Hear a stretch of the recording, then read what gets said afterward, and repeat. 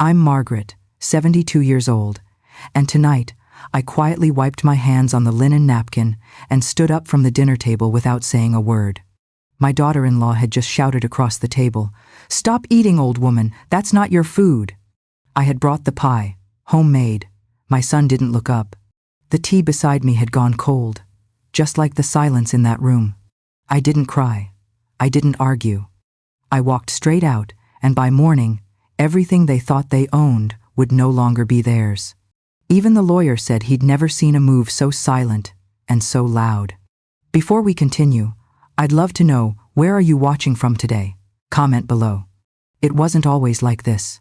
For the past 3 years, Sunday dinners had been our ritual, or so I told myself. I brought dessert every time. I folded the linen napkins in the shape of tulips, even when no one noticed. I'd arrive early, help set the table, and try not to comment on how the roast was too dry or the gravy too salty. It used to be my kitchen, after all, before it became hers. I'd watch my son, my David, bustle around, checking the temperature of the ham, asking his wife if she needed anything. He used to ask me those things.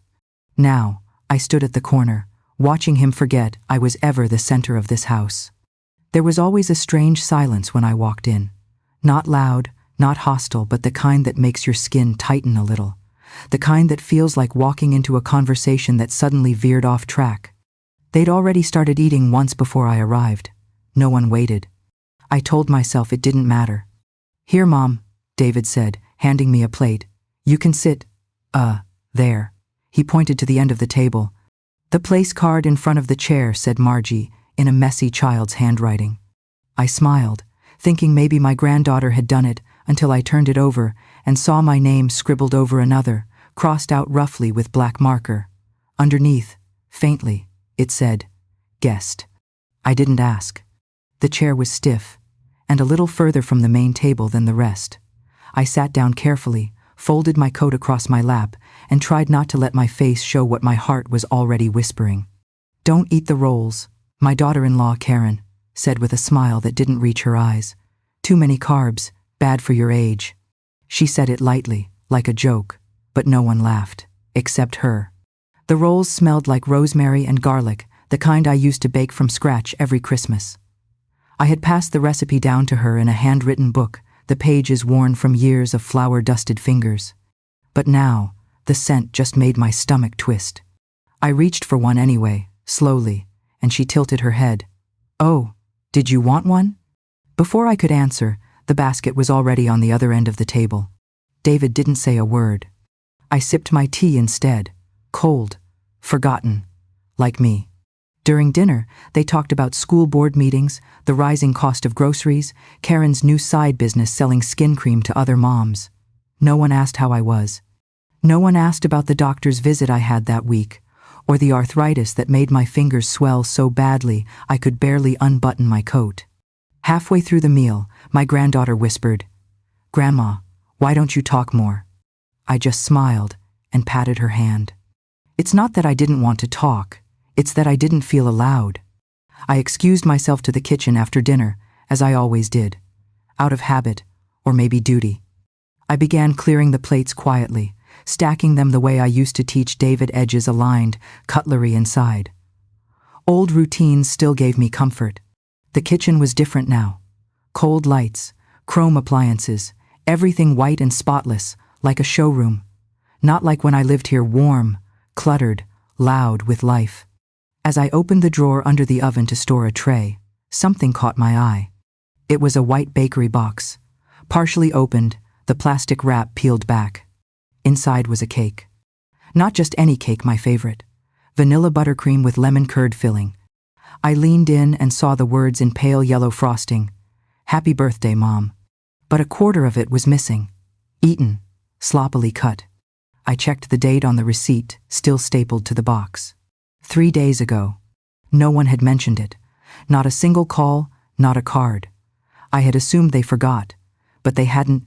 They just didn't invite me. The air in the kitchen changed. It felt thick.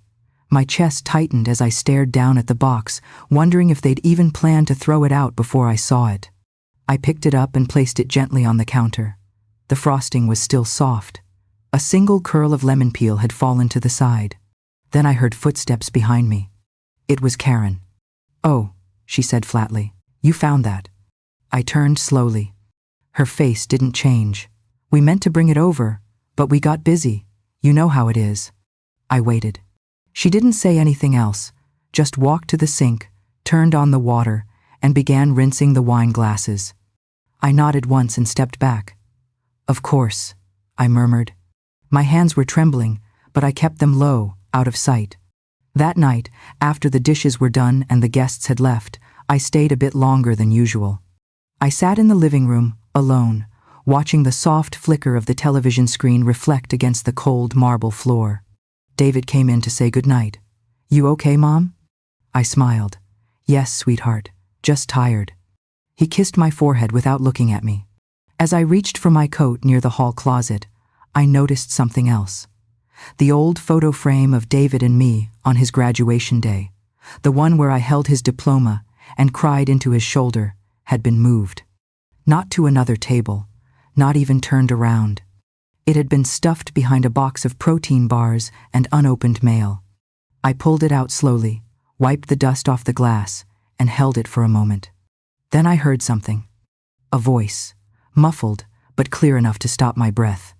From the hallway, Karen's voice. "She won't be here much longer, just hold on."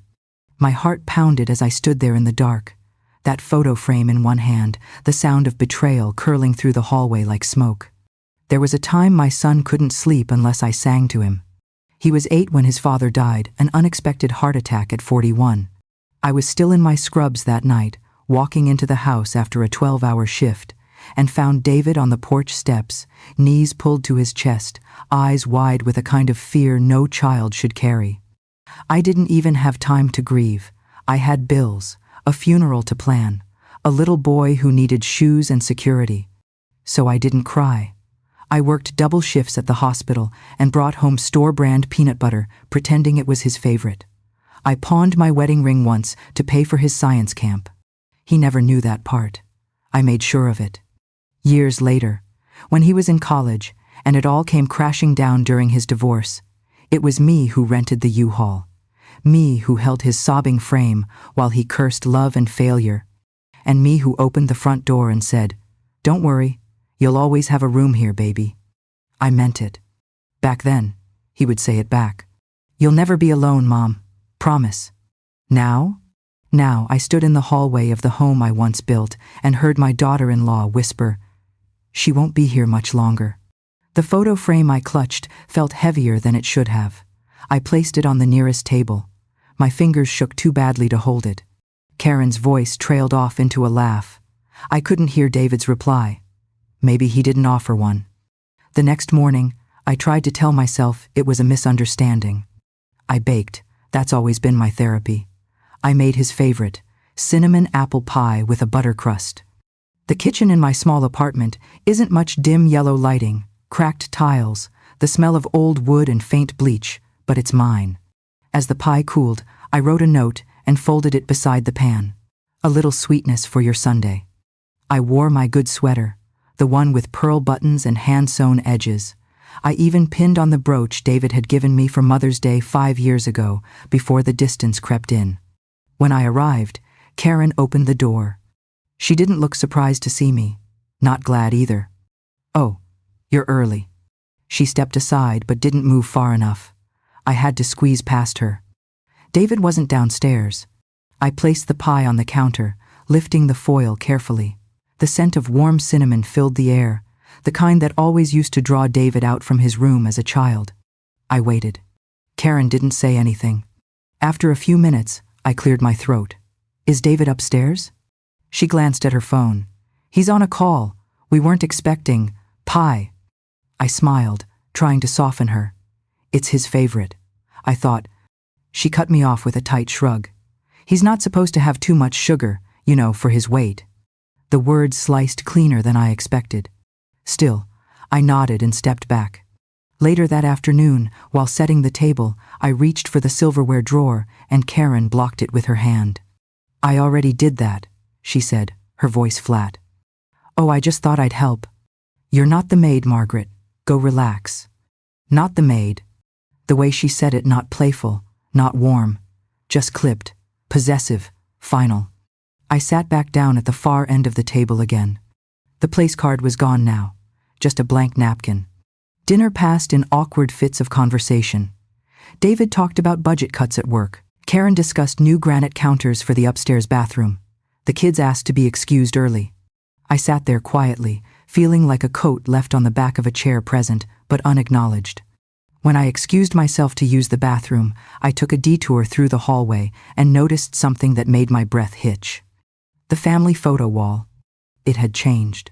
Photos of the kids, Karen's parents, David in a tuxedo from their vow renewal, but the wedding photo of me and David's father? Gone. The frame was there, but empty. I opened the hall closet, hoping it had just been moved. That's when I saw it, a stack of old picture frames stuffed into a storage bin. Dusty, forgotten. On top was the photo our wedding day, cracked in the corner, a smear of something greasy across my cheek in the image. It hadn't just been moved. It had been discarded. I knelt down, tracing the edges with my fingers. My vision blurred, and for a second I thought it was just age making my hands shake. But it wasn't age. It was something breaking. Not just memory. Belonging. I took the frame back to the guest room, no longer my room, and placed it gently in my suitcase, beneath my shawl. If they didn't want memories of me in their halls, they wouldn't have them. Later that night, David finally came in while I was folding napkins again, out of habit. "Hey," he said, rubbing the back of his neck. "You okay, Mom?" I looked up and smiled. "Of course, sweetheart. Just old bones acting up." He nodded, kissed my cheek, and left. Not a single word about the pie. Not a single glance toward the photo wall. And then I heard it again, low, just past the hallway. Karen's voice, almost a whisper. "She doesn't need to stay much longer. We can say she's forgetting things. That'll push it through." I pressed my fingers against the wall to steady myself, but this time I wasn't trembling from age. I was trembling from clarity. They weren't just hoping I'd leave. They were planning it. That night, I walked. No coat, no umbrella. Just a sweater too thin for the wind and a mind too loud for sleep. The neighborhood hadn't changed, wide sidewalks, clipped hedges, porch lights flickering on timers. But it didn't feel familiar anymore. It felt like a stage I'd been written out of. My shoes scuffed the pavement as I shuffled past the maple tree where David used to climb, back when scraped knees and popsicle stains were the biggest disasters in our life. I used to wait at the base of that tree with a sandwich or a bandage, always ready. Now, no one was waiting for me. The air smelled of wet leaves and someone's overcooked pot roast. My knees ached. I sat on the curb for a while, watching the condensation rise from my breath and wondering if anyone would notice if I didn't come back right away. When I finally returned, the lights were out downstairs. I moved quietly through the front door, a door that had once been mine, and tiptoed into the hallway. As I passed the laundry room, something made me pause. The door was slightly ajar. The scent of detergent still clung to the air, but underneath it, something sharp, like lemon cleaner, and something metallic. I stepped inside and turned on the small overhead light. My suitcase had been moved. Not just shifted, opened. My shawl unfolded. The photo frame was missing. I searched quickly, carefully, heart pounding with each drawer I pulled. When I reached behind the dryer, my hand brushed something cold and familiar. The watch. My late husband's gold wristwatch, the one he wore every day until the hospital bed replaced our dining room table. It had a tiny dent on the clasp from when David dropped it trying to wind it as a boy. The leather strap was cracked now, worn from time.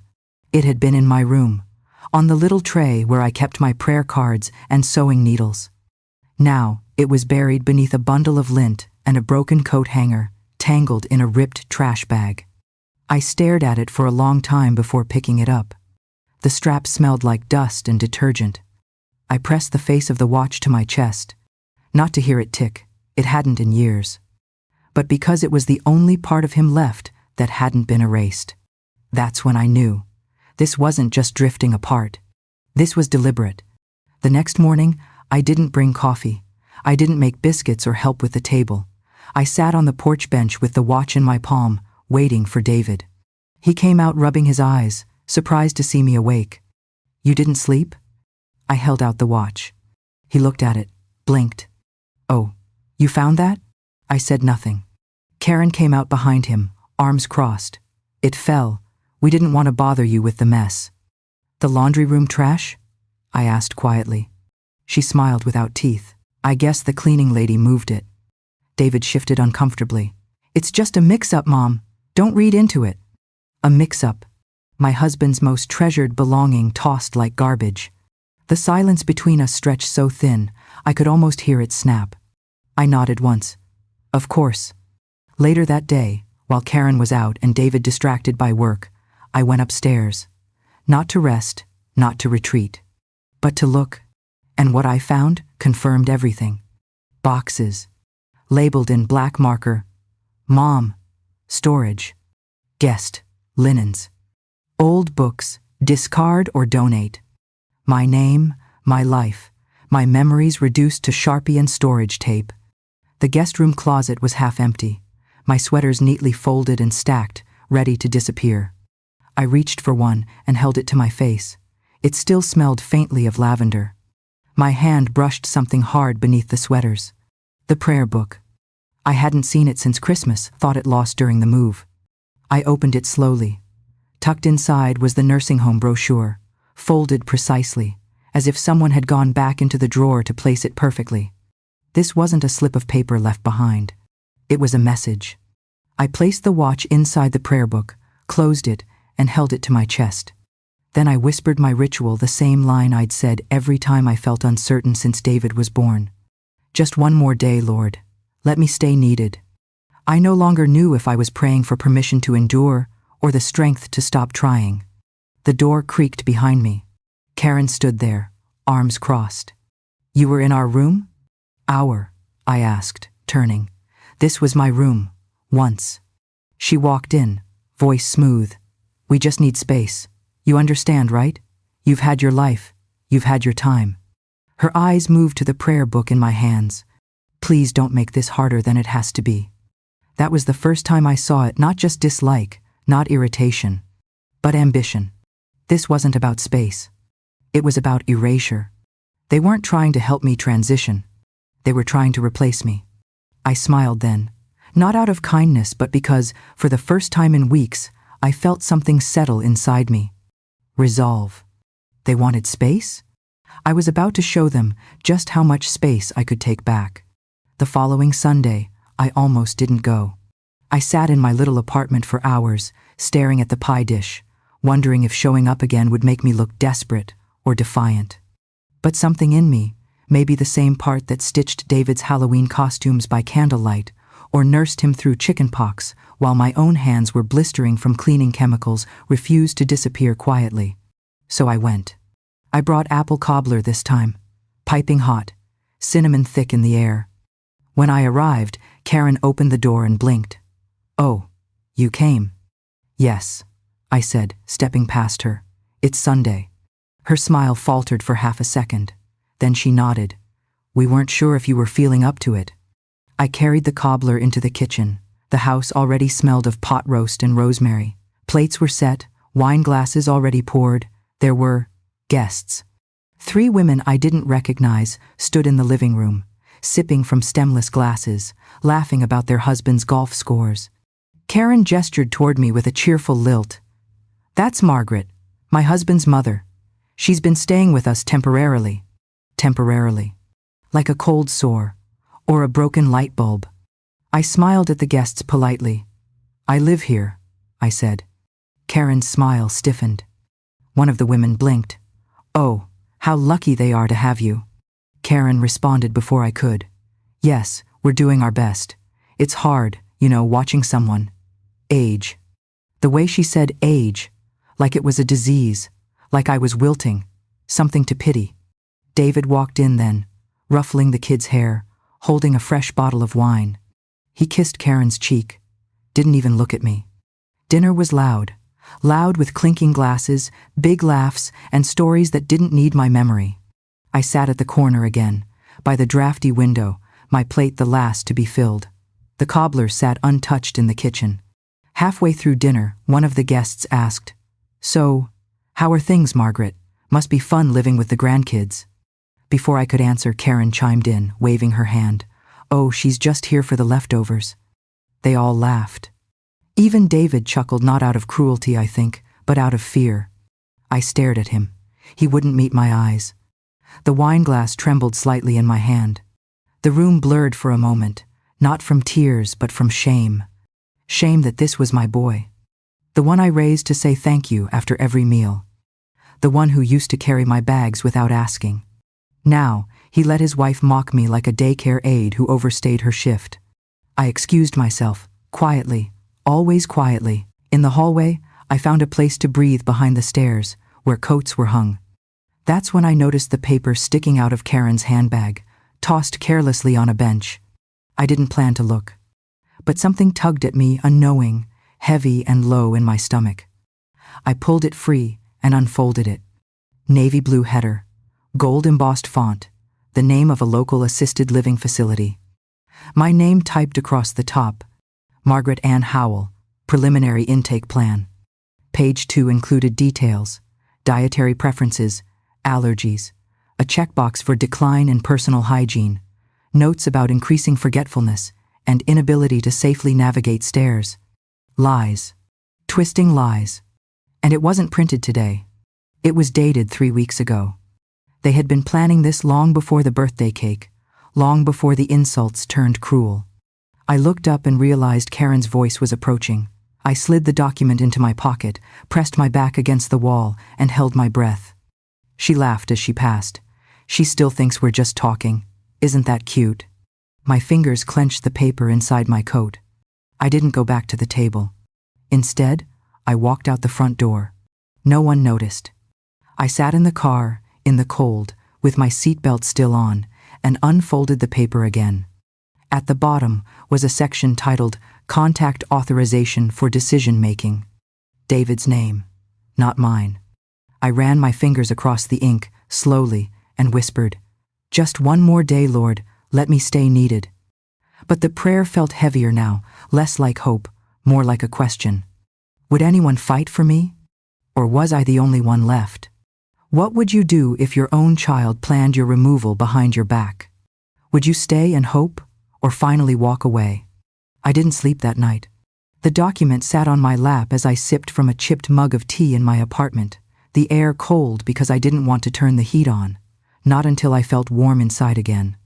At dawn, I opened my prayer book and slid the brochure inside. Next to the folded grocery list I used when David was 5. Bananas, oatmeal, cheddar bunnies, grape juice. I used to think my life was a list of things to care for. Now, it was a list of things they were crossing off. But I wasn't ready to be erased. And if they wanted a paper trail, well, I was about to give them one they'd never forget. I stopped answering their calls after that night. For 3 days, I let the phone ring. The silence felt better than pretending. I told myself it was temporary, that maybe David would come by, alone, that he'd say something, anything that sounded like the boy I raised. But silence filled every corner of my apartment. Even the clock on the wall ticked too quietly now. The hallway light buzzed overhead, the only sound breaking the stillness. I kept the brochure folded under my pillow like a letter from an enemy I wasn't ready to return. On the 4th night, I tried to sleep. The bed felt unfamiliar. Not because it was uncomfortable, it just didn't hold anything. No memories, no warmth, no weight of someone waiting. Around 1 a.m., I got up, grabbed my old coat, and drove. I didn't know where I was going until I pulled up in front of the house. The porch lights were off, but the curtain upstairs was slightly open. I sat in the car, engine still running, hands on the wheel. I don't know how long I stayed. Long enough for the engine light to flicker, long enough for the chill to seep into my bones. Eventually, I reclined the seat, wrapped my coat around my legs, and slept. That became my routine every few nights. Sitting outside the house, I gave up, watching the windows, imagining I still lived there, that they'd come out with a blanket, that the porch light would flick on and someone would say, "Come inside, Mom." They never did. One morning, as I was climbing out of the car, I saw a small package on my doorstep. A brown envelope, no return address, no handwriting. Inside was a folded letter and a copy of a legal document. A healthcare proxy, one that I didn't sign. It named David as the primary decision-maker in the event of mental incapacity or decline. I stood there on my doorstep, shaking. The letter was polite, clinical, just a reminder to return the signed copy. It listed the name of a local elder care attorney, someone I'd never heard of. I sat on my front step for an hour, the paper still in my lap. That's when the phone rang. It was David. "Mom," he said gently. "Did you get the packet?" I didn't respond. "It's just a formality," he added quickly. "It doesn't mean anything's happening right now. Karen thought it would be good to have everything organized, just in case." "Just in case I forget my name?" I asked quietly. There was a pause. No, it's just, you've been tired. You've seemed off lately." I pressed the paper flat against my thigh. "Off," I repeated. "You mean quiet." He exhaled. "Karen says she's noticed you forgetting things, repeating yourself, getting confused." "Gaslight," whispered my heart. "She thinks," he continued, "you may not be able to handle decisions soon. It's not about control. We just want to help." I swallowed hard. "You want to help by taking my rights?" "Mom, do you remember the year you had mono in high school?" I asked, interrupting. He hesitated. "Yeah. You were out of school for 3 weeks. I stayed home, remember? Took unpaid leave. Made you soup. Saturday next to your bed every night reading magazines so you didn't feel alone. Mom, that wasn't just in case. That was love." Silence on the line. I hung up. Later that day, I went to the kitchen and pulled out the old tin of recipe cards, the one with the lemon pie stain on the front. Beneath it was my journal. I hadn't written in weeks, but the page was still open. The 3rd of March. "They are beginning to forget I'm not just furniture in their life. I'm part of the foundation." I closed the journal and placed the healthcare document inside it. Then I whispered the line that used to give me strength. "Just one more day, Lord. Let me stay needed." But this time, I added something. "Or let me be strong enough not to be." That night, I went back to the house. Again. And this time, someone noticed. As I parked on the side street, headlights cut across my windshield. A car slowed beside me, then stopped. "David." He rolled down the window. "Are you sleeping in your car?" he asked, voice low. I said nothing. He looked at me for a long time. Then he reached into the back seat and handed me a blanket. It was mine. From the linen closet? Still smelled faintly of lavender. He didn't say anything else. Just drove off. Not a word of apology. Not a request to come inside. Not even a "be safe." Just a blanket. And that was somehow worse than nothing. Because it meant he knew. And he chose not to act. The next morning, I called the only person who had never treated me like a burden. He picked up on the first ring. "Margaret?" he said. "After all these years?" "Yes," I whispered. "I think I need a lawyer." I hadn't spoken to Thomas Barnes in nearly 15 years. The last time we saw each other, we were standing in the ICU hallway, both in scrubs, watching a family say goodbye to someone too young to go.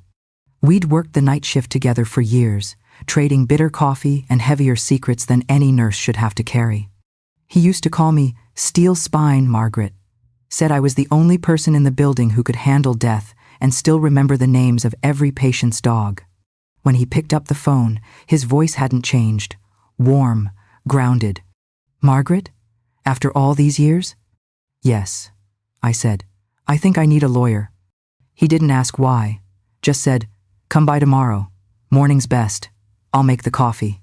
The next day, I dug into the old trunk where I kept what little remained of the woman I used to be. My nursing license, yellowing with age but still valid for memory. A photo of me in my 32nd, arms crossed over my scrub top, name badge crooked and proud. My husband's will, and mine, unsigned, unwitnessed, unfinished. It was time. The drive to Tom's office felt like traveling back through myself. The smell of worn leather in the car, the tightness in my chest, the soft crinkle of legal papers tucked in my bag. I stepped into his office, a small room above a bakery. The air smelled of fresh croissants and printer toner. He greeted me with a hug, gentle, not too tight. The way people hug someone who's been through too much. Saturday. He poured coffee. Still black, still terrible. Tell me, he said. From the top. So I did. I told him about the dinners, the silence, the cake, the trash, the brochure, the gaslighting, the blanket. He listened, never interrupted, just nodded, jaw clenched tight at times.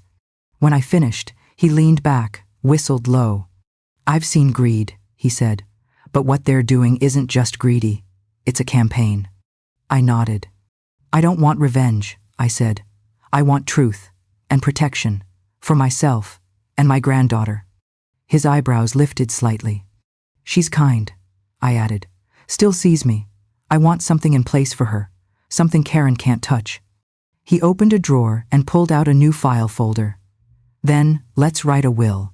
And while we're at it, a living trust, a power of attorney, and a healthcare directive. I blinked. I thought they'd already done all that. For themselves, he said, but they forgot one thing. What? You're still alive. The words settled in the room like dust. He began asking questions. About my assets, my late husband's deed, my medical wishes, my burial plans. It felt strange deciding, on paper, how I would leave the world. But it also felt good, like taking back something I didn't know had been taken. I signed slowly, deliberately, pressing each letter like it was a vow. Then, Tom pulled out one more document. What's this? I asked. Property clause, he said. If your husband left you as a named co-owner, which he did, the house can't be sold or rezoned without your written consent. And here's the real kicker. He flipped to the last page. In his handwritten amendment, which I can verify, he added a clause. In the event of his death, your portion can only pass to your direct bloodline or remain in your control for life. I stared at it. You mean, they can't sell the house, not legally, not without your sign-off? Something shifted in my chest, not just relief, power, and with it, a memory. It was winter, 15 years ago. The hospital was short-staffed, a child coded in the hallway, and I alone kept compressions going for 8 minutes until the team arrived. My knees ached for days. But I didn't stop. I wasn't built to surrender, and I wouldn't start now. That evening, I returned home. I placed the signed will into the old prayer book where the brochure used to be. Then I lit a candle, not for religion, for clarity. The flame flickered, casting long shadows across the living room wall. The walls were bare, no family photos, no reminders of the people trying to erase me. I opened my journal again. Today, I remembered who I am. I pressed the pen down harder. I am not an old woman in the way. I am the architect of this family. And architects don't move out. They reinforce the structure. I closed the journal and placed the watch beside it. The house may have been half theirs. But the legacy? That was mine. The next morning, as I sipped my tea by the window, Karen barged into my apartment, waving a stack of documents, her face pale and livid. You went behind our backs? She hissed. Do you think we won't fight back? Karen stood in my doorway like a woman who had just lost the game, but was still pretending she hadn't. She held the papers in both hands, but they shook slightly, whether from fury or fear. I couldn't yet tell. You went behind our backs? She snapped. I set my teacup down gently, letting the clink echo through the silence. I took care of my future, the way I used to take care of yours. You're being dramatic, she said. We were trying to help. This is betrayal. Is it? I asked. Or is it defense? Her nostrils flared. You think because you found some dusty old clause that you can just take control? I stood slowly, not in anger, in calm. My name is still on the deed, my rights are not expired, and my memory is crystal clear. That last line hit her. She blinked, opened her mouth, closed it. I walked past her and opened the oven. The warm smell of lemon cake filled the room, not too sweet, with a bit of tartness, just the way my granddaughter liked it. I set it on the counter and sliced a small square. You still bake? Karen asked, almost to herself. I still matter, I replied. She glanced around the apartment, eyes scanning for weakness. For anything she could use. "You'll just make this messy," she said, her voice lowering. "Do you think the kids need to see you fighting us?" I turned. "Number, but they will see me, not disappearing." She stared for another second, then left, muttering something about calling David. I didn't stop her. I called Tom. "She came?" he asked. "She's unraveling," I said, "but she still thinks she's in control." He chuckled softly. "Then it's time to show her the line she can't cross." That afternoon, Tom came over. He brought documents, official stamps, and a plan. We sat at my kitchen table, the same one where I used to teach David his multiplication tables, and we outlined my future, my rights, my defenses, and one more thing. "The trust," I said, tapping the folder. "The one for my granddaughter?" "Yes," Tom said. "It's airtight. Karen's name isn't anywhere near it." We finalized the paperwork. I signed every page slowly, my hand steady. As I lifted my pen after the last page, I whispered almost to myself, "Just one more day, Lord, and then let me be heard." Tom nodded. "Now we deliver the message." The next day, Karen and David were having a backyard BBQ. I hadn't been invited, of course, but I went anyway. I didn't bring the cake. I brought the notary. Tom stood beside me in his tan blazer, briefcase in hand. Calm, professional. David saw us first. His face fell. Karen's expression twisted. "You're interrupting a family gathering." "I'm part of the family," I said, stepping past the picnic table. The kids were playing in the yard. Music played low from a speaker. David walked toward us. "Mom?" "No," I said firmly. "You listen now." Tom opened the folder and began reading. Property rights, ownership percentages, healthcare decisions, trusts, all filed, all final. Karen's face drained of color. "You can't do this," she hissed. "Oh, I already did," I said. Guests began looking over, curious. Tom raised his voice slightly enough for those near the grill to hear. "As of this filing, any attempts to alter or transfer ownership of the property without Margaret's consent will constitute legal fraud under state law." Karen's wineglass tilted in her hand. I could feel the air shift, people whispering, neighbors noticing. And then came the real blow. Tom turned to David. "And if any party was found complicit in misleading medical reporting to trigger premature guardianship, that could lead to a criminal investigation." Karen dropped the glass. It shattered. The sound was sharp, final. She turned to me, eyes wide with something new, not hatred. Fear. "You'll regret this, you bitter old woman." I didn't flinch, but I did smile, because she finally understood what silence sounds like when it's done holding back. David didn't call that night. Not to explain. Not to apologize. Not to ask if I got home safely after their backyard showdown. I sat by my window with a mug of lukewarm tea and watched the streetlights flicker. My journal sat open beside me, the same page for days. I hadn't known how to write the moment my silence ended, but now I did. They taught me to hold my tongue. I taught them to hold their breath. The next morning, I showed up on their porch again, not for dinner, not for forgiveness. To speak. Karen didn't answer the door. David did. He looked tired. Not from work, from knowing. "Can I come in?" I asked. He stepped aside. The living room smelled like fabric softener and lemon cleaner, as if they were scrubbing away the echoes of truth. I sat on the couch. He didn't. "You humiliated us yesterday," he said, voice low. "No," I replied. "You did that yourselves. I just brought the paperwork." He ran a hand through his hair.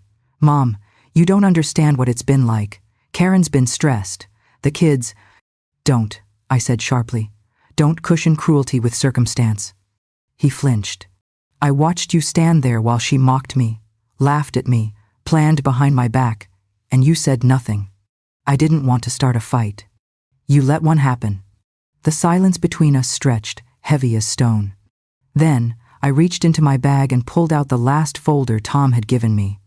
"This," I said, "is a trust. For your daughter, my granddaughter." David's brows furrowed. "What?" "She sees me. She still hugs me without flinching. She asks me questions. She draws me pictures. She's the only one in this house who still makes me feel like I exist. He took the folder, opened it, and scanned the first few lines. This bypasses Karen, I said. Legally, irrevocably. It ensures my estate goes to your daughter in full when the time comes. His lips parted. You're cutting us out? Number, I'm cutting out entitlement. He looked up. His face softened, just for a second. I didn't know it had gotten this bad, he whispered. You didn't want to know. I let that hang in the air. The weight of it settled between us. You used to call me your best friend, I said, my voice breaking slightly. Now I'm the project you outsourced to paperwork. He didn't argue. Didn't even deny it. I didn't mean for it to happen this way, he murmured. But you let it, I replied. We sat in silence. Then, from the hallway, I heard tiny feet. My granddaughter peeked in, her curls bouncing, her hand clutching a crayon drawing. Grandma, she said. You're here. I opened my arms. She ran straight into them. The drawing was of a house, 2 stick figures on a porch, one tall, one small, both smiling. I drew us, she said. At your house. David watched, his expression unreadable. I looked at him. This is who I'm protecting. Would you forgive or walk away forever? Is love still love when it chooses silence over protection? He cleared his throat. What happens now? I'm calling a family meeting, I said. Tomorrow, here, with a notary present. Karen's voice echoed from the kitchen. You're not serious. I stood, holding the drawing close.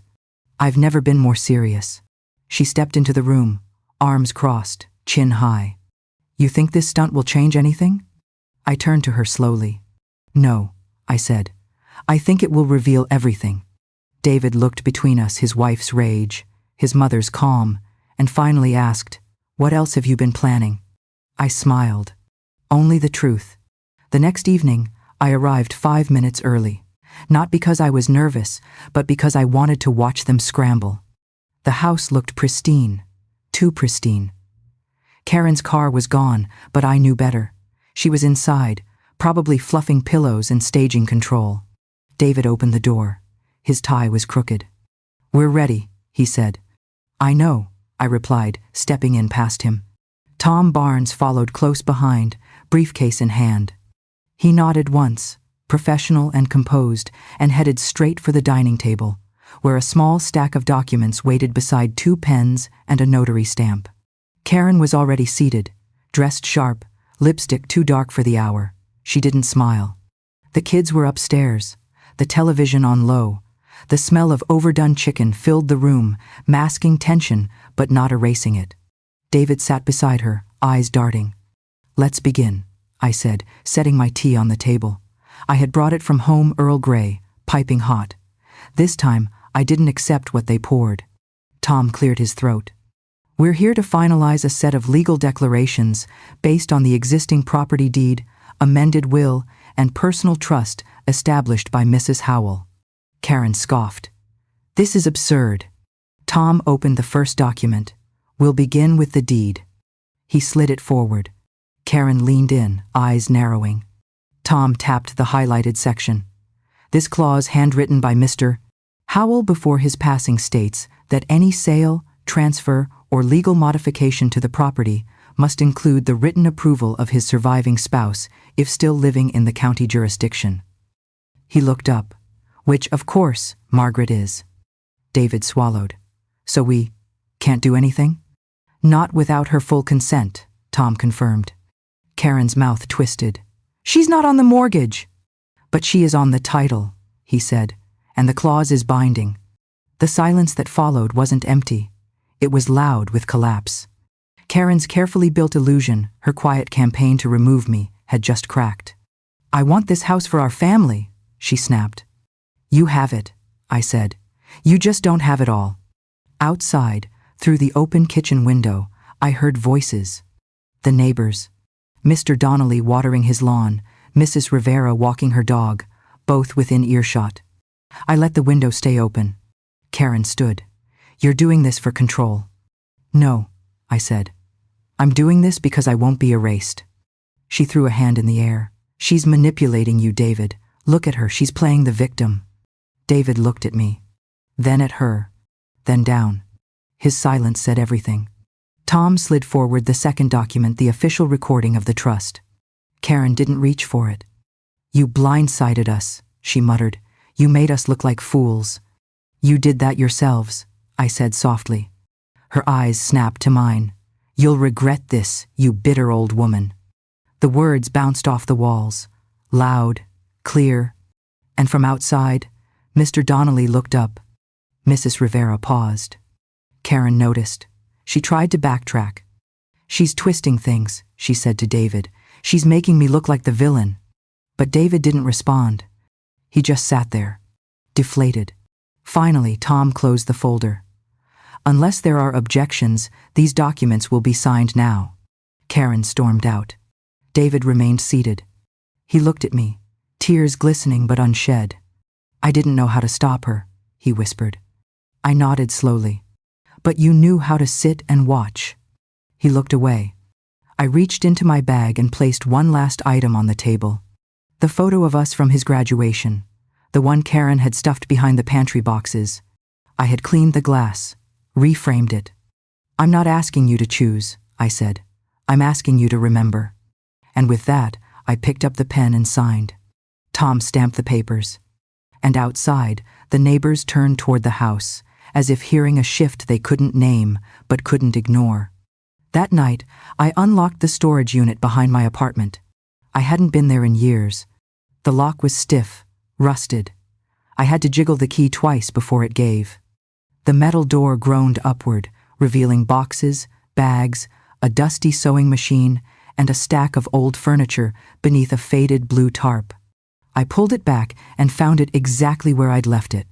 The rocking chair, dark oak, worn arms from years of Sunday papers and quiet evening talks. My husband used to call it the anchor of the house. He died in it, quietly, while reading a book. I hadn't been able to bring it with me when I moved out. Karen said it didn't match her design. Too heavy, too country. So I wrapped it up, tucked it away, and tried not to think about how something so solid could feel like grief. But now, it was coming home. Tom helped me carry it in.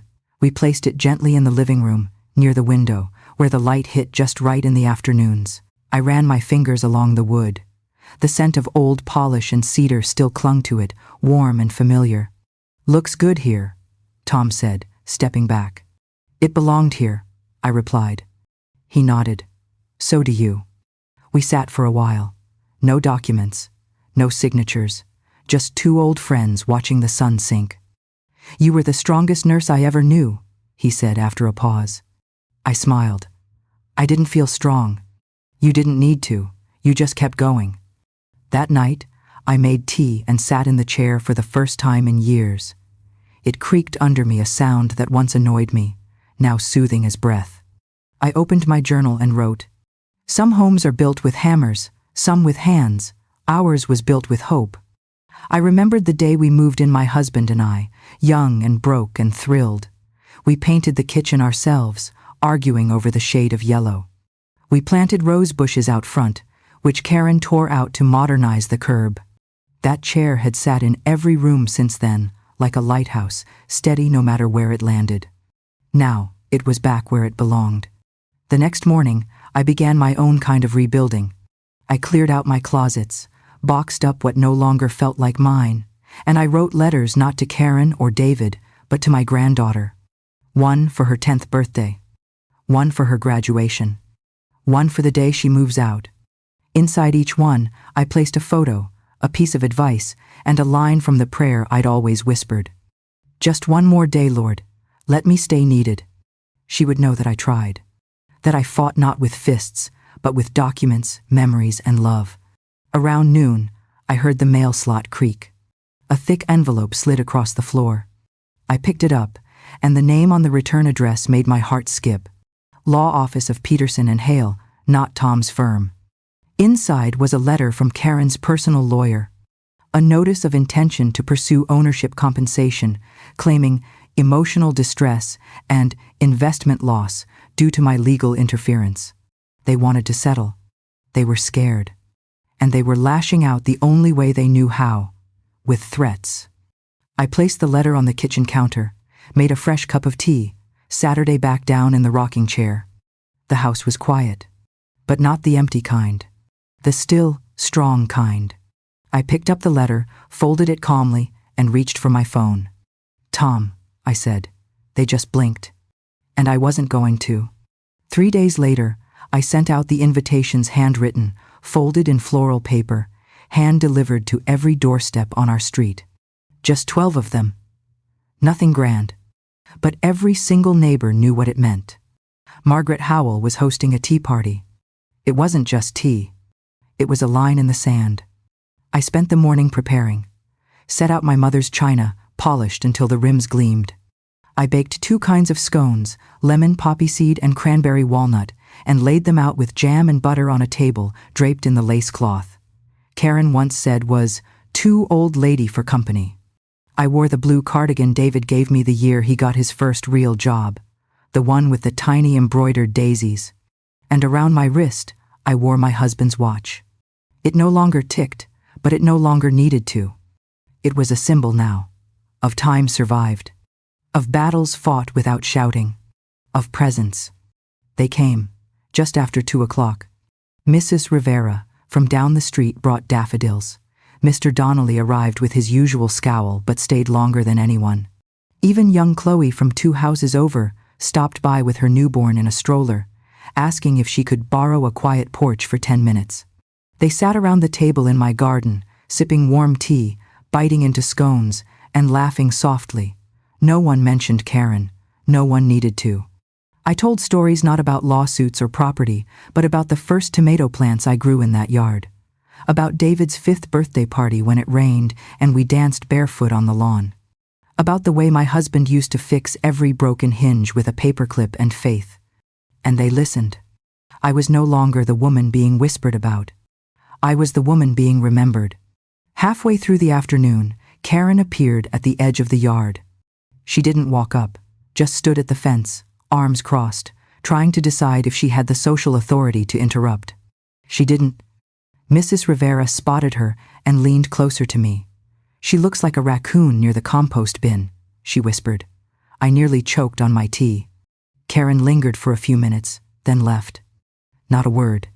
Just the realization that her story, the version where I was a burden, a confused old woman, a liability, had just crumbled in front of the very audience she needed to believe it. That night, Tom came by with his tie loosened and good news in his hand. "She withdrew the compensation claim," he said, holding up the formal retraction. "Why?" "She knows she'd lose, and now she knows everyone else knows it too." I nodded and took the letter. I didn't celebrate, just poured us each a small cup of wine and sat on the porch beside the rocking chair, now facing outward, not tucked into the corner anymore. "I'm not sure if I won," I said quietly. Tom tilted his head. "You didn't lose. That's more than most can say." I looked at the watch on my wrist. Still mine. "I just wanted to be part of my family," I said. He sipped his wine. "Maybe you still are." I shook my head. "Not the one I built." He glanced at the tea set still on the table, crumbs scattered, laughter traces in the air. "But maybe," he said, "you've built another." And in that quiet moment, my phone buzzed a message from David. Just 2 words. "Can we talk?" I met him at the park. The one with the duck pond and the crooked bench, just 3 blocks from the house I no longer called mine. David sat waiting, elbows on his knees, eyes on the water, like he was still searching for something that wouldn't come. He stood when he saw me too quickly, like he didn't know whether to hug me or apologize first. In the end, he did neither. "Thanks for meeting me," he said. I nodded and sat on the bench. The wood creaked beneath us, rough with years. For a few seconds, neither of us spoke. The pond rippled quietly in the breeze.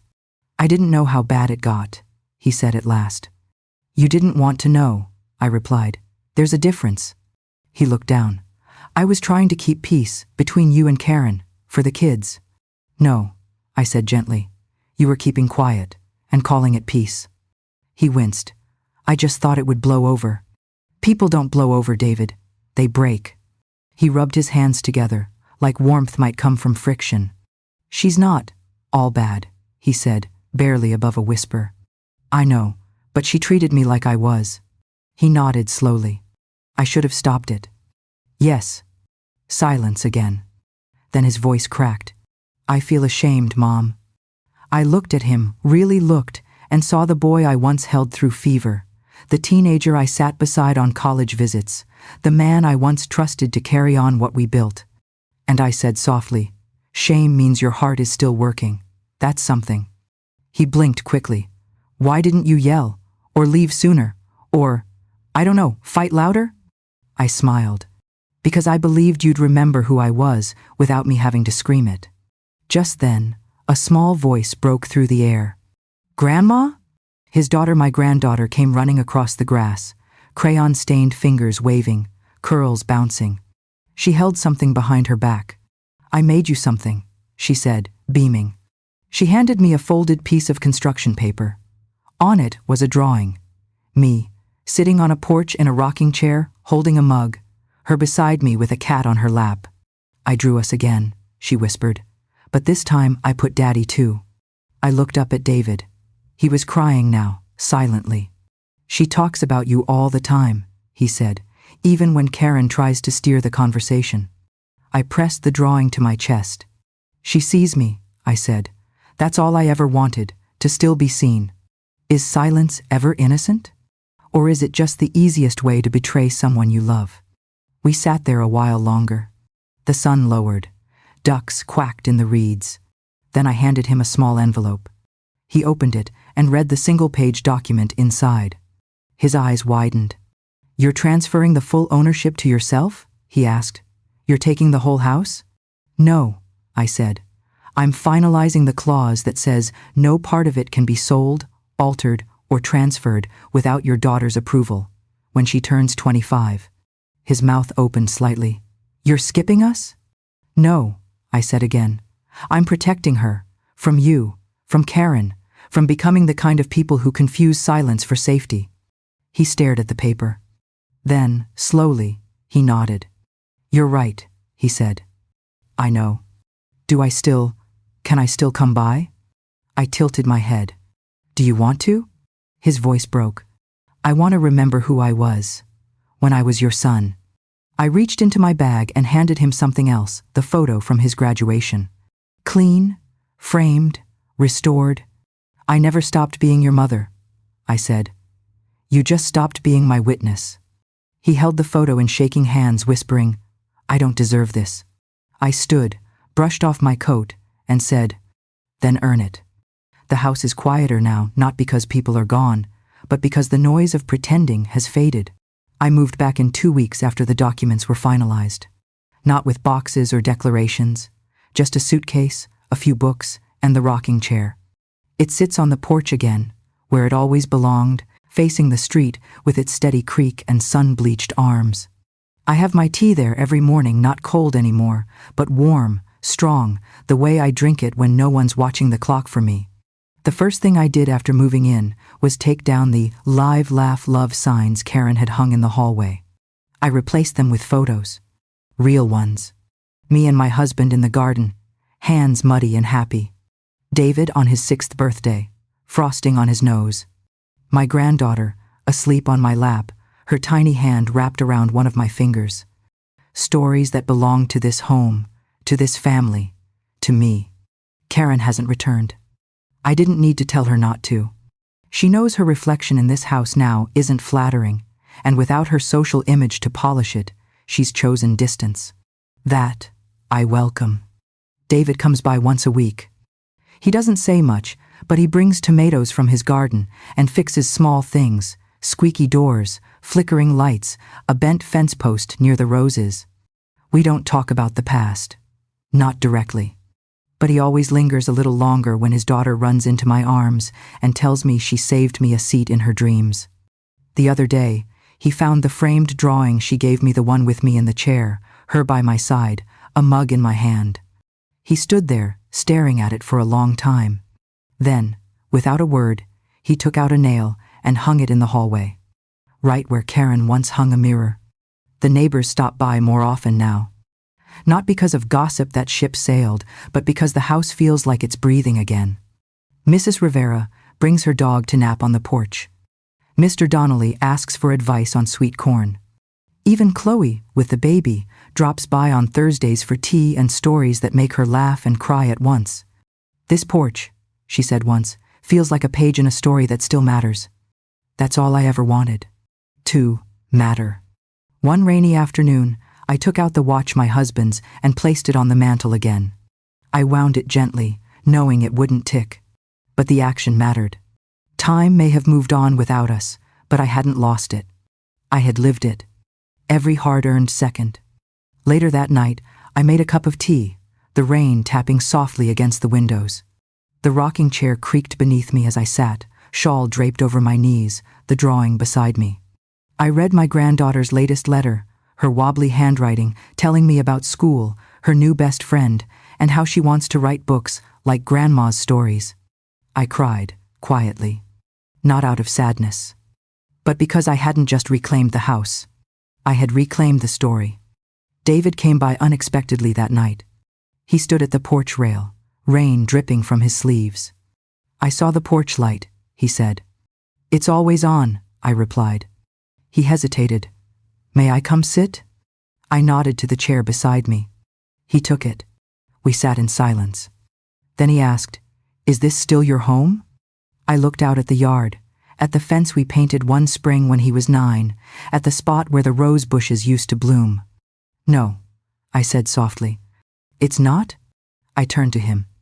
"It's not just mine anymore. This house isn't about ownership. It's about memory, grace, presence. It's about tea that's warm again, a chair that creaks honestly, a watch that doesn't tick but still tells the truth, and a woman who refused to vanish, who didn't scream, didn't threaten, didn't beg. She just stayed until the story came back to her.